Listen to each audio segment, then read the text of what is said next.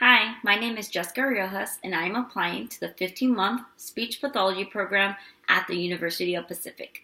A little bit about me. I am a resident of Stanislaus County who commutes to Fresno State due to my passion of cognitive studies.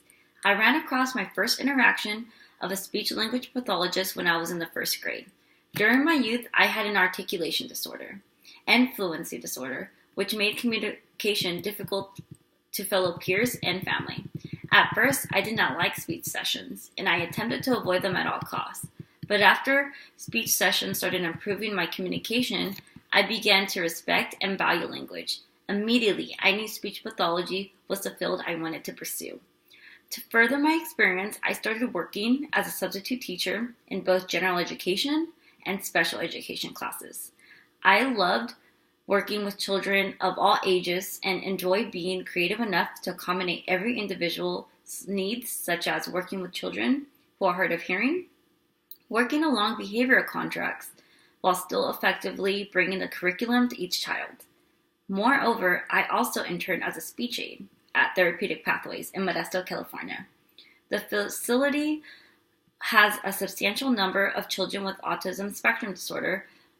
What I take from my experience is how loving and motivated children with ASD can be, despite their circumstances. I was able to work with and witness the tantrums, frustration, and growth at Therapeutic Pathways. Meanwhile, a part of me wondered about people of cognitive disorders after they completed high school. After a referral, I began volunteering at United Cerebral Palsy of Stanislaus County. As a job coach, during my time, I assisted adults with various intellectual and learning disabilities attain independence and productivity while working in the community. Members would work on pragmatic skills such as interacting as a team, communicating with employers, and managing a schedule. A contribution I made was constructing visual schedules to better communicate members on work duties. Personally, I am driven to learn of new ways of helping a specific population. This is why I decided to study abroad during winter and submission. San Joaquin and Stanislaus County have vast amount of Fijian population.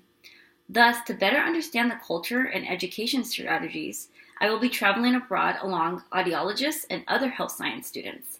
I am excited to participate in RL rehabilitation and vocal health hygiene classes. Along my extensive education and speech field experience, I am also a mother to a 1-year-old, which motivates me and allows me to grow. In detail, I can relate what I'm learning in class to my daughter's language and development. To enhance communication at a young age, my daughter has effectively learned to man by pointing, utilizing ASL, and speaking. Parent involvement is vital, and working as a future SLP, I will always take account the parent perspective. When provided with a client who is unresponsive when entering the therapy room, there are several actions I would take. First, I would start by gaining rapport. I would introduce myself and lay out a visual schedule so the client knows what to anticipate.